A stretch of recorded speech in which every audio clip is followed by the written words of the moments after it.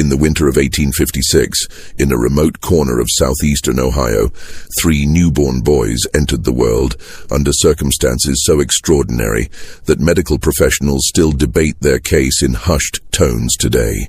Born in the hidden basement of a Quaker meeting house during one of the most dangerous nights in Underground Railroad history, these triplets developed abilities that defied every known law of human psychology and physiology. For over a century, their descendants have guarded secrets about what those boys could do, secrets that, if revealed, would force us to reconsider everything we thought we knew about the limits of human perception. What I'm about to share with you has never been told outside the family records, never documented in any official medical journal, and never spoken of in any academic circle. The evidence has been deliberately buried. But tonight, the truth finally comes to light. Before we dive deeper into this chilling account that begins in the shadows of America's most secretive rescue network, I need to know something about you. This channel isn't for everyone. Only for those brave enough to confront mysteries that challenge the very foundations of what we believe possible. If you're one of the few who can handle stories that blur the line between documented history and inexplicable phenomena, hit that subscribe button right now. And while you're at it, drop a comment telling me what state you're listening from. I want to know where my fellow mystery seekers are gathering tonight. Because what you're about to hear happened not in some distant mystical land, but right here in America, in communities that might be disturbingly close to your own. The story I'm about to tell you began on a bitter February night when 3 lives entered this world in the most unlikely place imaginable, setting in motion events that would perplex doctors and scientists for generations to come. The town of Cedar Mills, Ohio, barely deserved the name in 1856. With a population hovering around 300 souls, it consisted of little more than a cluster of modest homes, a general store, a blacksmith shop, and the simple brick meeting house that served the local Quaker community.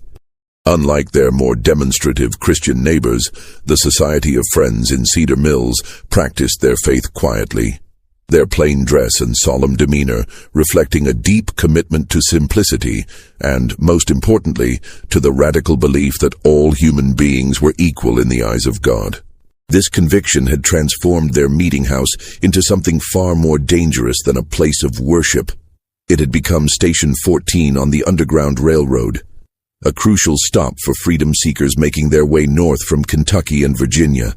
Elder Samuel Whitmore, a man whose weathered hands spoke of decades working the soil and whose piercing gray eyes held secrets that could hang half the congregation, had been conducting this clandestine work for nearly 8 years. Beneath the meeting house's plain wooden floors lay a carefully concealed basement, accessed through a trapdoor hidden beneath the speaker's platform. The basement itself was a marvel of desperate engineering. Dug by hand over months of careful work, it stretched nearly the full length of the building above. Thick wooden beams supported the ceiling, while ventilation came through an ingenious system of hollow fence posts that appeared decorative but carried fresh air to those hiding below. On any given week, anywhere from 3 to 15 freedom seekers might shelter there, some for a single night, others for weeks, as they waited for safe passage to the next station. February of 1856 had been particularly treacherous. The Fugitive Slave Act of 1850 had emboldened slave catchers, who now roamed freely through Ohio with legal authority to reclaim human property. Professional bounty hunters like the notorious Garrett brothers had been spotted in the area for weeks, offering substantial rewards for information about Underground Railroad operations. The tension in Cedar Mills was so thick you could almost taste it. Every unexpected visitor, every knock at the door after dark, every unusual sound could signal discovery and imprisonment. It was against this backdrop of fear and secrecy that a young woman had arrived at the meeting house 3 days earlier. She had given her name only as Ruth, claimed to be 19 years old, and was obviously with child, very much with child. Samuel Whitmore had taken one look at her swollen belly and known immediately that she wouldn't be traveling any further north for quite some time. What he hadn't expected was just how soon that child would arrive, or how profoundly its arrival would change everything they thought they knew about human nature. Ruth had come from a plantation in northern Kentucky, she told them in whispered conversations during her first nights in the basement. She spoke with the careful diction of someone who had been taught to read, unusual for someone in her circumstances, and carried herself with a dignity that impressed even the stoic Quakers. But there was something else about her, something that made people uneasy without quite understanding why. She seemed to know things, small things but disturbing in their accuracy. She would know when someone was approaching the meeting house long before any sound could be heard. She would refuse food that later proved to be spoiled, though it had appeared perfectly fresh. Most unsettling of all, she would sometimes look directly at whoever was speaking and quietly contradict their words, not argumentatively, but with the calm certainty of someone who simply knew better. "That man who brought the supplies yesterday," she had said to Samuel's wife, Martha, on her second evening there. "He told you his name was Williams, didn't he? And that he was from Lancaster?" Martha had nodded, confused. "His name isn't Williams," Ruth had continued, her voice barely above a whisper. "And he's never been to Lancaster in his life. I don't know why he lied to you, but he did." Martha had dismissed this as the paranoid rambling of a frightened pregnant woman until 2 days later when the man's real identity was discovered. He was indeed using a false name and had been asking suspicious questions about the meeting house's activities. The night of February 23rd, 1856, began like many others in Cedar Mills, cold, dark, and deceptively quiet. Samuel Whitmore had been conducting his evening prayers when a soft knock came at the meeting house door, followed by the agreed-upon signal. 3 quick raps, a pause, then 2 more. But something felt wrong from the moment Samuel lifted the heavy wooden beam that barred the door. The freedom seeker who stumbled inside was a man named Joshua, someone Samuel had helped before. But Joshua's usual calm demeanor had been replaced by barely controlled panic. "They're coming," Joshua gasped, his breath forming white clouds in the frigid air. "The Garrett brothers and at least 6 others. They've got dogs and they know about this place." Someone talked. He paused, his eyes darting toward the basement entrance. "They're maybe 2 hours behind me. Probably less." Samuel felt his blood turn to ice.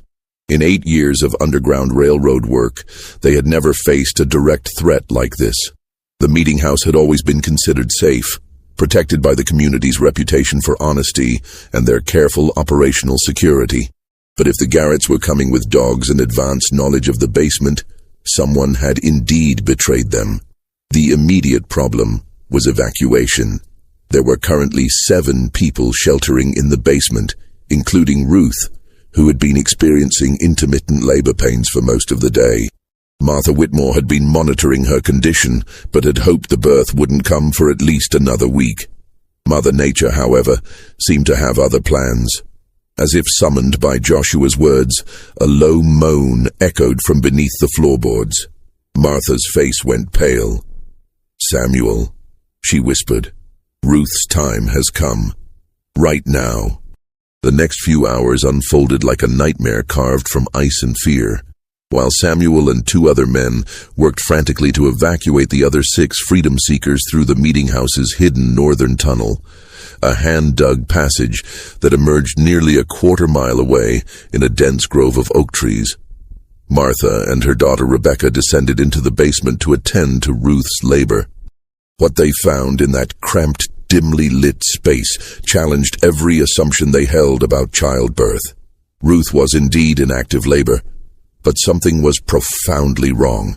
She was experiencing none of the usual signs of distress or pain that accompanied difficult births. Instead, she lay perfectly still on the rough straw mattress, her eyes closed, her breathing steady and controlled. When contractions came, she didn't cry out or even tense her muscles. She simply waited, as if listening to something only she could hear. "How many babies?" Martha asked, pressing her ear to Ruth's swollen belly in the traditional way of midwives. Ruth's eyes opened for the first time in an hour. In the flickering candlelight, they seemed almost luminous. "3," she said simply. "3 boys. They've been waiting for tonight." Martha exchanged a worried glance with her daughter.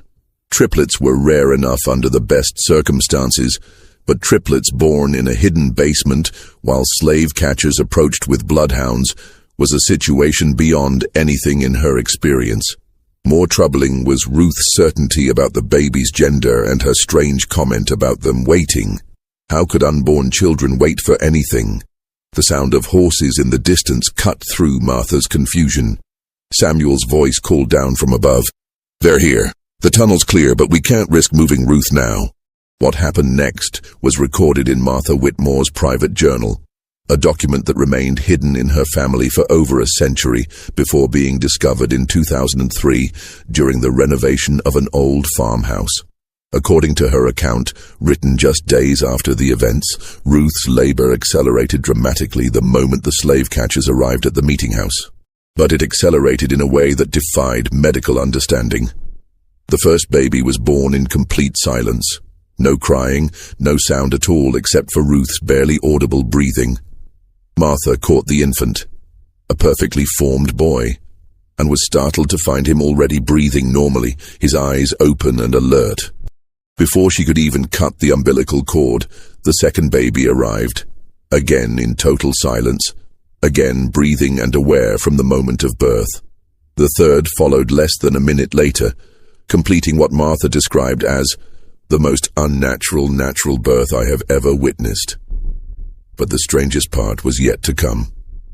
As Martha worked to clean and wrap the 3 infants, footsteps and voices could be heard directly above them.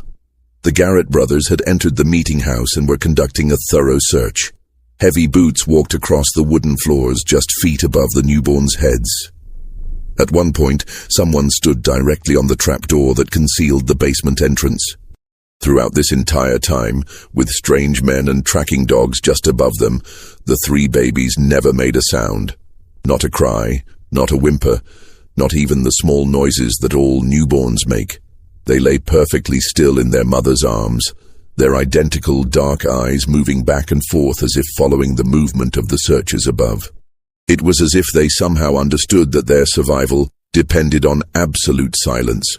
Ruth never spoke during the search.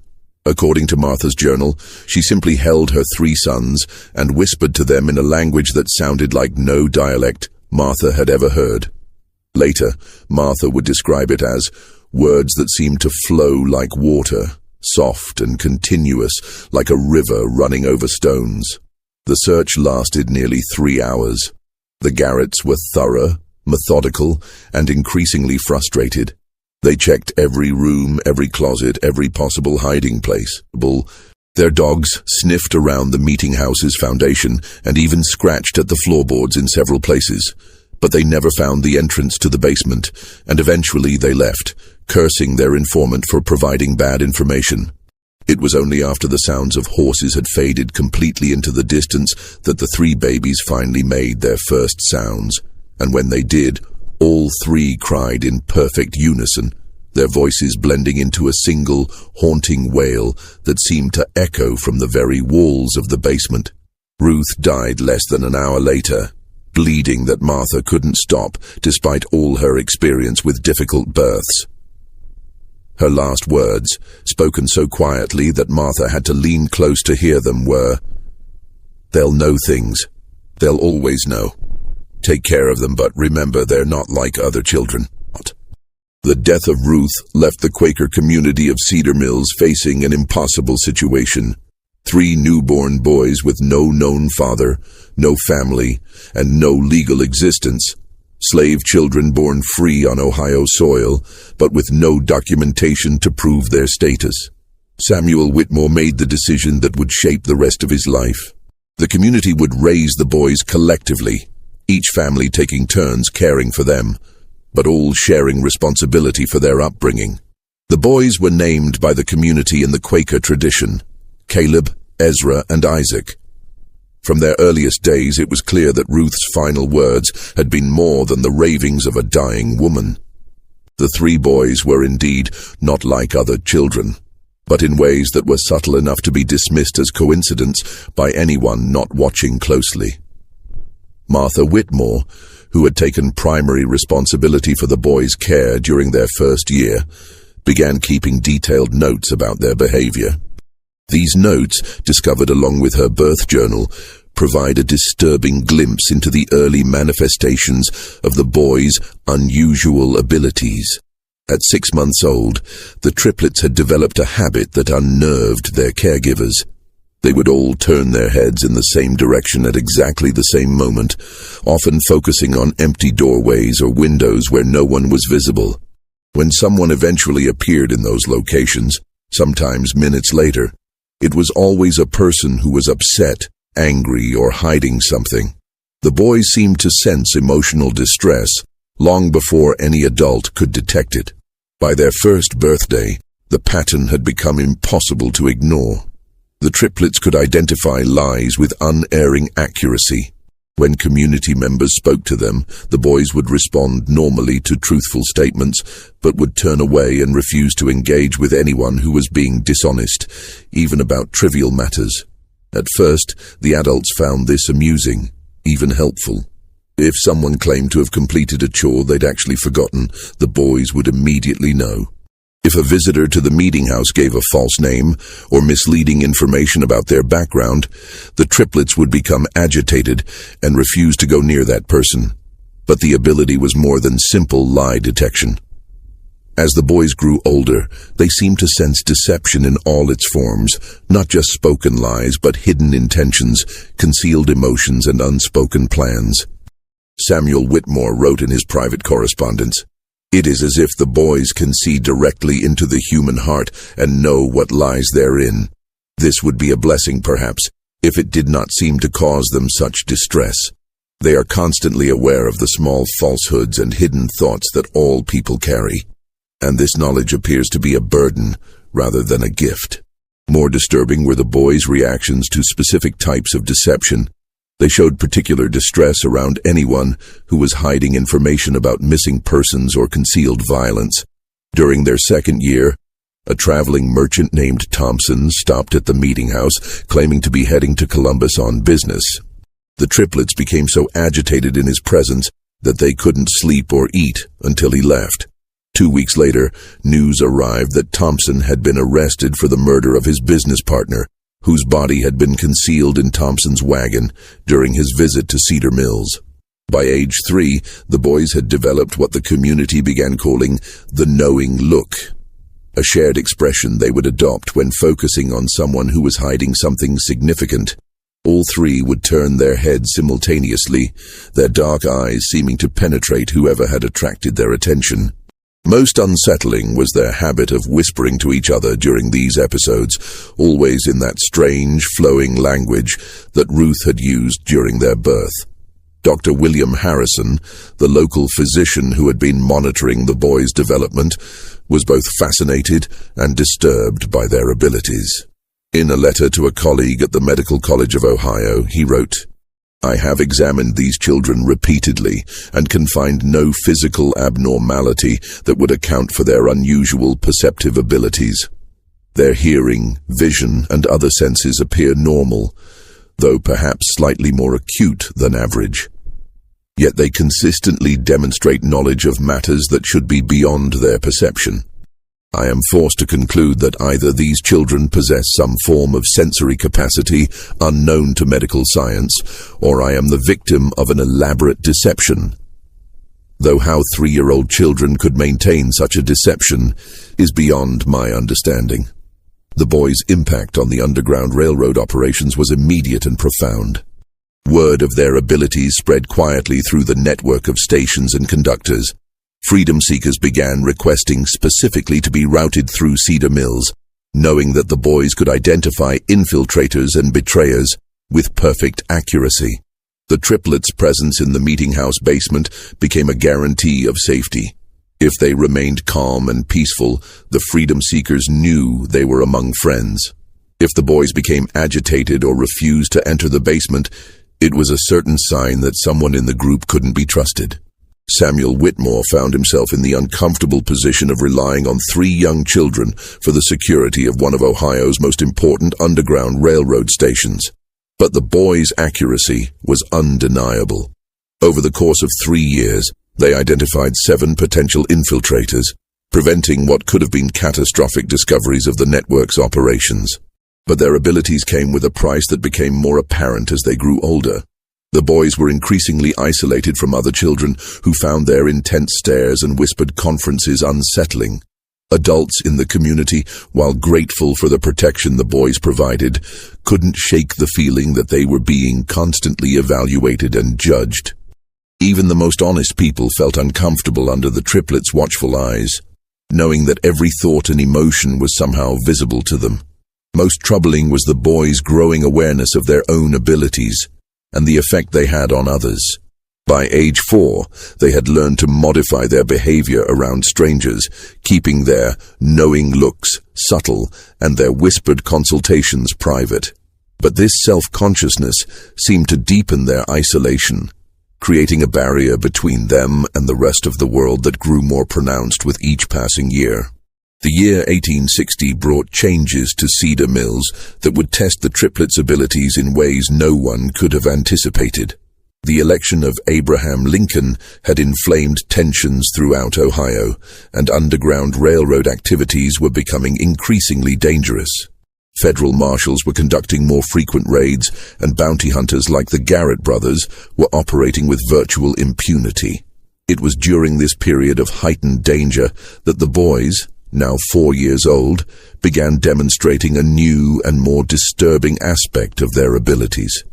They could not only detect deception and hidden emotions in people who were present, they seemed to sense the emotional distress of people who were miles away.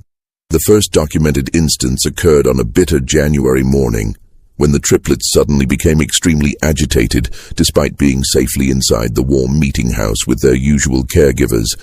All 3 boys began crying simultaneously, not the normal crying of upset children, but a keening wail that seemed to express profound terror and desperation. Martha Whitmore tried everything she could think of to calm them, but nothing worked. The boys continued their distressed crying for nearly 6 hours, finally falling silent just as the sun began to set. 2 days later, a freedom seeker arrived at the meeting house with devastating news.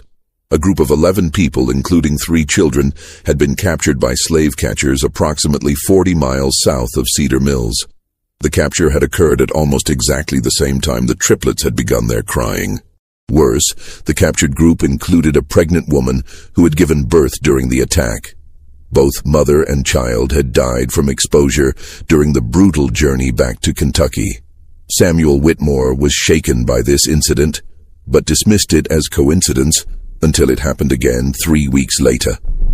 This time, the boys' distress lasted only 2 hours, but was even more intense.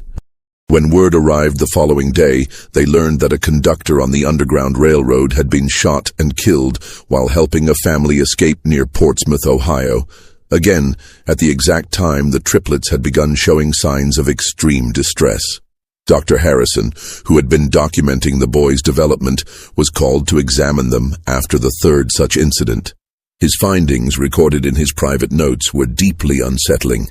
During episodes of apparent long-distance distress sensing, the boys' pulse rates become synchronized, their breathing patterns identical, and their body temperatures drop by several degrees. Most remarkably, their brain activity appears to increase dramatically. They are clearly experiencing intense mental stimulation despite appearing outwardly distressed. I can only conclude that their nervous systems are somehow detecting emotional trauma occurring at great distances, though the mechanism by which this occurs is completely unknown to medical science. The boys' long-distance sensing abilities seem to be specifically attuned to situations involving deception, betrayal, and mortal danger. They never reacted to ordinary accidents or natural deaths, but they invariably detected when someone was being hunted, betrayed, or murdered. Their range appeared to extend throughout most of southern and central Ohio and possibly into northern Kentucky. Word of the triplets' abilities spread beyond the Underground Railroad network. Families with missing loved ones began making pilgrimages to Cedar Mills, hoping that the boys could somehow sense whether their missing family members were still alive and where they might be found. Samuel Whitmore was reluctant to exploit the children's abilities in this way, but the boys themselves seemed drawn to these desperate families. The most remarkable case involved the Brennan family, whose 16-year-old daughter Mary had disappeared while traveling to visit relatives in Columbus. The girl had been missing for 3 months when her parents arrived in Cedar Mills, having heard rumors about 3 children who could find lost people. Samuel initially refused to involve the boys, but Caleb, Ezra, and Isaac approached the distraught parents on their own. Without being asked, the triplets lined up in front of Mrs. Brennan and began their characteristic synchronized whispering. After several minutes, Isaac stepped forward and pointed southeast toward the Ohio River. "She's there," he said simply. "She's scared, but she's alive. The man who took her isn't who he said he was." Acting on this information, local authorities searched a remote farm near Chillicothe and found Mary Brennan locked in a cellar, along with 2 other young women who had been kidnapped by a man posing as a traveling preacher. The kidnapper was arrested and later confessed to planning to sell the women into prostitution in New Orleans. The rescue of Mary Brennan marked a turning point in how the community viewed the triplets. No longer were they simply children with an unusual ability to detect lies. They were becoming something else entirely, something that made even their Quaker guardians profoundly uncomfortable. The boys' abilities were growing stronger and more specific with each passing month, and there seemed to be no limit to their range or accuracy. But perhaps most disturbing was the boys' increasing emotional detachment from the world around them. The constant awareness of deception, violence, and human suffering was taking its toll. They rarely smiled, seldom played, and spent most of their time huddled together, whispering in their private language. When they did interact with adults, their conversations were marked by a wisdom and sadness that seemed impossible in children so young. Dr. Harrison, in his final notes about the boys before his death in 1862, wrote, "I fear that we are witnessing the emergence of human beings who are fundamentally different from the rest of our species. Their abilities appear to be expanding rather than stabilizing, and I cannot predict what they might become capable of as they mature. More troubling is the psychological cost of their gifts. These children are bearing witness to more human suffering and evil than most adults encounter in a lifetime, and they are doing so without the emotional defenses that adults develop over time. I do not know what kind of men they will become, but I fear they will be men apart from all others, forever isolated by their terrible knowledge of what lies hidden in the human heart." The outbreak of the Civil War in 1861 brought unprecedented chaos to Ohio's Underground Railroad operations, but it also created new opportunities for the triplets to demonstrate the true extent of their extraordinary abilities. As Union and Confederate forces began moving through the border regions, the boys started exhibiting reactions to military activities that defied all logical explanation. Samuel Whitmore first noticed this new development during the summer of 1861, when 6-year-old Caleb, Ezra, and Isaac began showing signs of extreme agitation for several days running. The boys would stand at the meeting house windows, looking south toward the Ohio River, their faces marked by expressions of horror that seemed far too mature for their years. When Samuel asked what was troubling them, Isaac, always the most vocal of the 3, simply said, "Too many people are going to die. So many people." 3 days later, news arrived of the first Battle of Bull Run, where Union forces had suffered a devastating defeat. The timing was impossible to dismiss as coincidence, especially when similar incidents began occurring with increasing frequency. The boys seemed to sense major military engagements days or even weeks before news of them reached Cedar Mills, and their emotional reactions corresponded precisely to the scale of casualties involved. More disturbing was their apparent ability to detect specific individuals among the thousands of soldiers moving through the region. In September of 1861, a young Union soldier named Thomas Caldwell stopped at the meeting house while traveling home on leave to visit his family in Marietta. The triplets took one look at him and immediately began their synchronized whispering, their faces showing expressions of profound sadness. Martha Whitmore, now in her 60s but still serving as the boys' primary caregiver, asked them what they sensed about the soldier. Ezra stepped forward and spoke in a voice that seemed too old for his small body. "He won't make it home. The man who's supposed to be his friend will shoot him for his money. 3 days from now, near the river crossing." Thomas Caldwell laughed when told of the prediction, claiming that he was traveling alone and had no money worth stealing. But 3 days later, his body was found near a river crossing 20 miles east of Cedar Mills. He had been shot and robbed by a deserter from his own unit, a man named Patterson, who had claimed to be Caldwell's friend and had arranged to travel part of the way with him. The accuracy of this prediction sent shockwaves through the local community, but it was only the beginning. Over the following months, the boys began making increasingly specific and disturbing predictions about people they encountered. They could tell when someone would die, often down to the day and hour. They could predict betrayals, desertions, and acts of violence with unerring accuracy. Most chilling of all, they seemed to know which of the freedom seekers passing through the meeting house would successfully reach Canada, and which would be captured or killed along the way. Samuel Whitmore struggled with the moral implications of the boys' knowledge. Should he warn people of the dangers the triplets foresaw? Should he try to prevent the tragedies they predicted? Or was this knowledge too dangerous to act upon? The weight of these decisions was crushing, made worse by the boys' apparent indifference to the suffering they witnessed. They reported deaths and betrayals with the same calm detachment they might use to comment on the weather. The turning point came in the spring of 1862, when a group of 12 freedom seekers arrived at the meeting house, led by a conductor named James Morrison, whom Samuel had worked with for years. Morrison was a trusted ally, a man who had successfully guided hundreds of people to freedom over the course of a decade.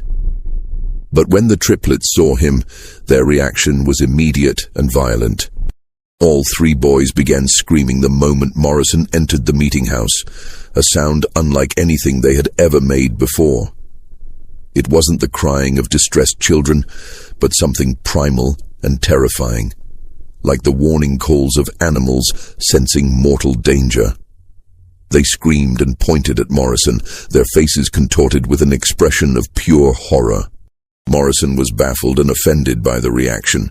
He had never encountered anything like it from the boys, who had always been calm in his presence during previous visits.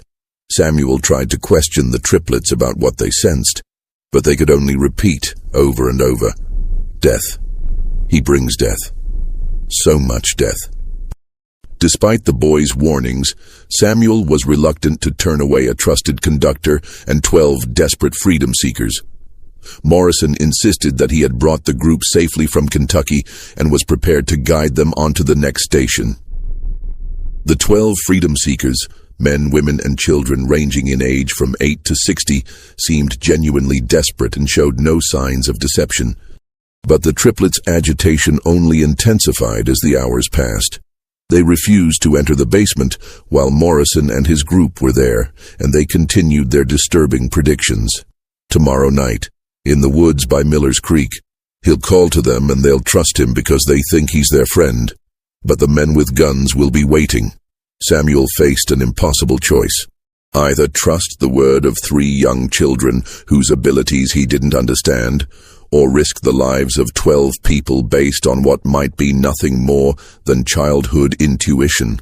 In the end, he chose a compromise that would haunt him for the rest of his life. He allowed Morrison and the group to continue their journey, but sent word ahead to the next station warning them to be cautious. He also arranged for 2 local men to follow at a distance, ostensibly to provide additional security. What they witnessed the following night would validate the triplets' warnings in the most horrific way possible. Morrison led the group to a clearing near Miller's Creek, just as the boys had predicted. There, instead of guiding them toward the next safe station, he called out in the darkness. Within minutes, armed slave catchers emerged from the woods. The freedom seekers realized they had been betrayed, but it was too late to escape. In the chaos that followed, 7 people were killed outright, including 2 children. The remaining 5 were captured and dragged back to Kentucky in chains.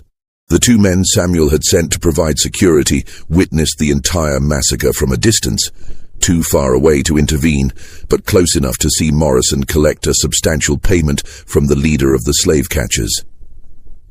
James Morrison, the trusted conductor who had guided hundreds to freedom, had been working as a double agent for months, selling information about underground railroad operations and leading groups into carefully planned ambushes. When news of the massacre reached Cedar Mills, the entire community was devastated. 7 people were dead, 5 more were condemned to slavery, and one of their most trusted allies had been revealed as a traitor. But perhaps most disturbing was the realization that 3 7-year-old children had known exactly what would happen, and their warnings had been ignored. The triplets' reaction to the news was unlike anything Samuel had ever seen from them. Instead of their usual calm detachment, they showed genuine emotion for the first time in years. Not sadness or anger, but a deep, profound disappointment that seemed to encompass not just the immediate tragedy, but something much larger about the nature of human evil. "People never listen," Isaac said quietly, speaking for all 3. "They never want to believe what we can see. They think we're just children, but we've seen more death than anyone in this room. We know what people are capable of when they think no one is watching." The boy's words hung in the air like a pronouncement of judgment, and Samuel realized that something fundamental had changed. The triplets were no longer just children with unusual abilities. They had become something else entirely, something that could see into the darkest corners of human nature with perfect clarity. And that terrible knowledge was transforming them into beings that were increasingly alien to the rest of humanity. Just when Samuel thought he'd seen the full extent of what the boys were capable of, events would soon prove that their abilities were still evolving, still growing stronger. The question was no longer what they could perceive, but what they might become, and whether the community that had raised them would be able to survive the truth of what they really were. The revelation that would forever change how the world understood the triplets came during the brutal winter of 1863, when the boys were 8 years old and the Civil War had reached its bloodiest phase. Dr. Elizabeth Hartwell, one of the first female physicians in Ohio and a specialist in neurological conditions, had been studying the boys for 6 months under the auspices of the Medical College of Ohio. Dr. Hartwell's interest had been sparked by reports from Dr. Harrison before his death, and she had convinced Samuel Whitmore to allow a comprehensive medical examination of the triplets. What she discovered in that examination would challenge every assumption about human consciousness and perception. Using the latest medical instruments available in 1863, Dr. Hartwell conducted tests that revealed the true nature of the boys' abilities. Her findings, documented in a detailed report that was immediately classified by military authorities and hidden from public view for over 60 years, showed that the triplets possessed neurological structures that had never been observed in human beings. The boys' brains showed abnormally high activity in regions associated with pattern recognition and emotional processing. But more remarkably, their nervous systems appeared to be in constant communication with each other. When Dr. Hartwell applied mild electrical stimulation to one boy's arm, the other 2 showed immediate physiological responses despite being in separate rooms. Their heart rates, breathing patterns, and brain waves synchronized during periods of intense concentration, creating what she described as a single consciousness distributed across 3 separate bodies. But the most startling discovery came when Dr. Hartwell began testing the boys' ability to detect deception using carefully controlled experiments.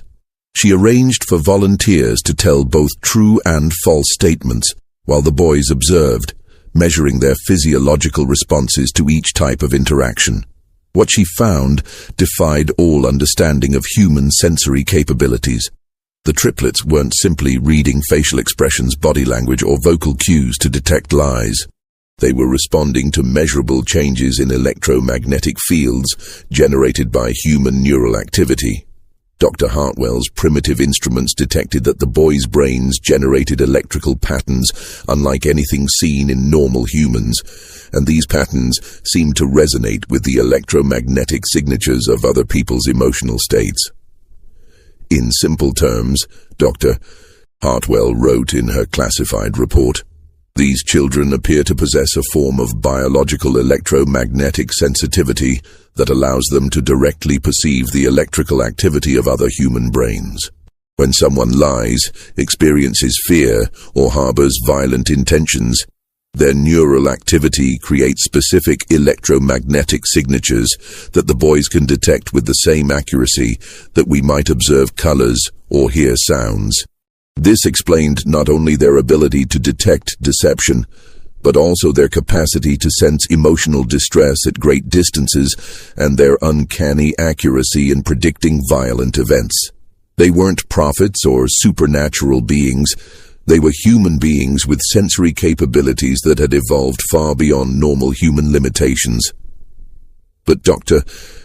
Hartwell's discoveries raised even more disturbing questions. If the boys' abilities were the result of genetic mutation, what had caused such a dramatic evolutionary leap? The answer came from analyzing tissue samples from their deceased mother, Ruth, whose body had been preserved in the Meeting House Cemetery, according to Quaker tradition. Medical examination of Ruth's remains revealed that she had been exposed to massive doses of several industrial chemicals during her pregnancy, chemicals that were commonly used in the processing of indigo dye on southern plantations.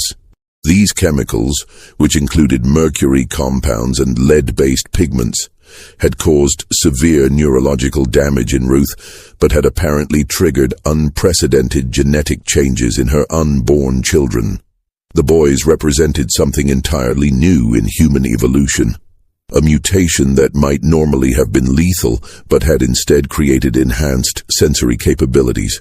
They were living proof that human consciousness and perception could evolve in ways that science had never imagined possible.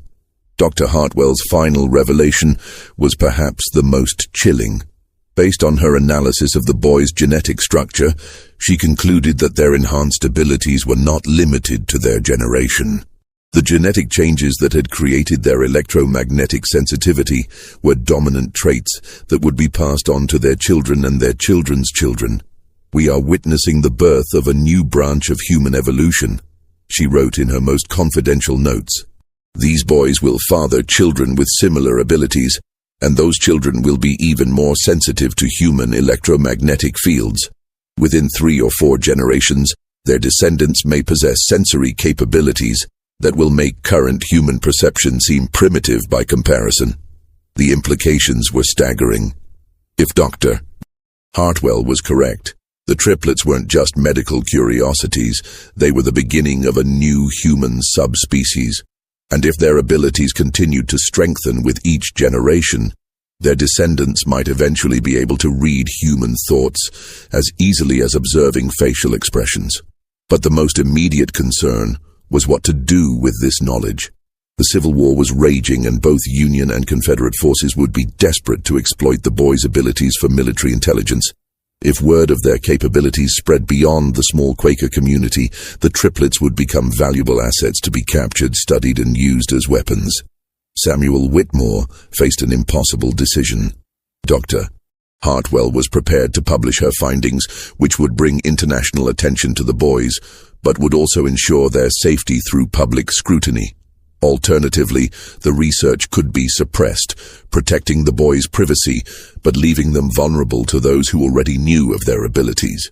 The decision was made for them on a cold February morning when federal marshals arrived in Cedar Mills with orders to bring the triplets to Washington for consultation on matters of national security. Someone in the military hierarchy had learned of Dr. Hartwell's research and decided that the boys' abilities could be valuable for interrogating Confederate prisoners and detecting Confederate spies. But the triplets had sensed the marshals' approach long before they reached the meeting house. When Samuel found the boys that morning, they were already packed and ready to leave. their few possessions bundled in small cloth sacks. "We have to go," Caleb said simply. "If we stay, bad things will happen to everyone here. We've seen it." Isaac nodded gravely. "The men who are coming don't just want to use us. They want to study us, cut us open, see how we work. And when they're done with us, they'll come for our children and our children's children." Ezra, always the quietest of the three, spoke last. "We've seen the future they want to create. A world where people like us are kept in cages and used as tools. We won't let that happen." The boys' decision was final. They would disappear before the federal marshals arrived, vanishing into the network of caves and hidden passages that riddled the hills around Cedar Mills. Samuel made one last, desperate attempt to convince them to stay, arguing that they would be safer under government protection than hiding in the wilderness. Caleb's response revealed just how much the boys had matured beyond their 8 years. "Mr. Whitmore, we can sense the intentions of every person within 50 miles of this place. We know that the government men aren't coming to protect us, they're coming to own us. We've felt their thoughts, and we know what they plan to do. We'd rather take our chances in the wild than become prisoners in a laboratory." As the sound of approaching horses echoed across the frozen fields, the triplets prepared to leave the only home they had ever known. But before they departed, they made one final revelation that would haunt Samuel Whitmore for the rest of his life. "There are others," Isaac said quietly. "Not many, but some. Other children born during times of great violence and suffering. Children whose mothers were exposed to the same kinds of poisons that changed us. They're scattered across the country, and most of them don't even know what they are yet. But we can sense them, and they can sense us." Ezra stepped forward, his young face marked by wisdom that seemed ancient. "Someday, when it's safe, we'll find them. We'll teach them what we've learned, help them understand their abilities. And maybe, if we're careful, we can build something better than what exists now. A world where people can't lie to each other, can't hide their evil intentions, can't pretend to be something they're not." The boys' final words as they prepared to vanish into the wilderness were both a promise and a warning. "We'll be watching. We'll always be watching. And we'll remember who helped us and who tried to hurt us. That knowledge will be passed down to our children and their children and their children after that. The world is about to change in ways that people can't imagine, and it's going to start with us."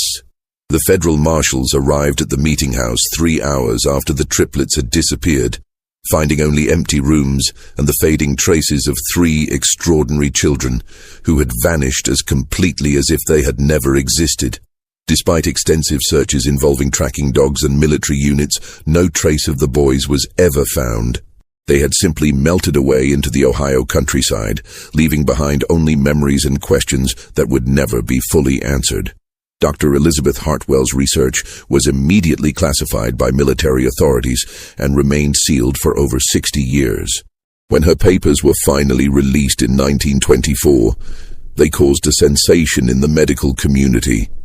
But by then, the boys would have been nearly 70 years old, and any hope of studying them had long since passed. Samuel Whitmore lived until 1889, carrying the secret of what he had witnessed for the rest of his life. In his private papers discovered after his death, he wrote, "I have seen the future of humanity, and it both terrifies and amazes me. Those 3 boys represented something new under the sun, something that could either elevate our species to unprecedented heights or destroy us completely. I pray that wherever they went, whatever they became, they remembered the love and kindness they received in our small community." The Underground Railroad station at Cedar Mills continued operating until the end of the Civil War, but it was never the same after the triplets' departure. Without their ability to detect infiltrators and betrayers, the operation became increasingly dangerous, and several conductors were captured or killed. The meeting house itself was eventually abandoned in 1878, and the building slowly fell into decay. But the story of the triplets didn't end with their disappearance. Over the following decades, reports began surfacing from across the United States of children with unusual perceptive abilities. A girl in Pennsylvania who could predict accidents days before they occurred. Twin boys in Texas who could locate missing people with impossible accuracy. A child in California who could tell when someone was lying just by looking at them. Most of these reports were dismissed as folklore or exaggeration, but a pattern emerged for those who knew what to look for. The children were always born during times of great violence or social upheaval.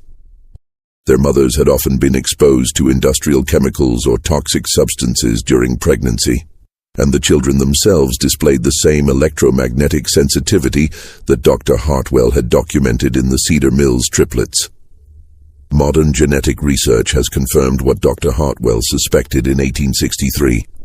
Extreme environmental stress, combined with exposure to certain toxic substances, can trigger rapid genetic mutations that are passed on to subsequent generations. The triplets represented one of the first documented cases of stress-induced human evolution, a phenomenon that scientists now recognize as more common than previously believed. Recent studies have identified at least 47 documented cases of individuals with enhanced electromagnetic sensitivity born between 1850 and 1900, primarily in regions affected by industrial pollution or military conflict. While most of these individuals lived quiet lives and never developed their abilities to the extent demonstrated by the Cedar Mills triplets, their genetic legacy has continued to spread through the American population. Dr.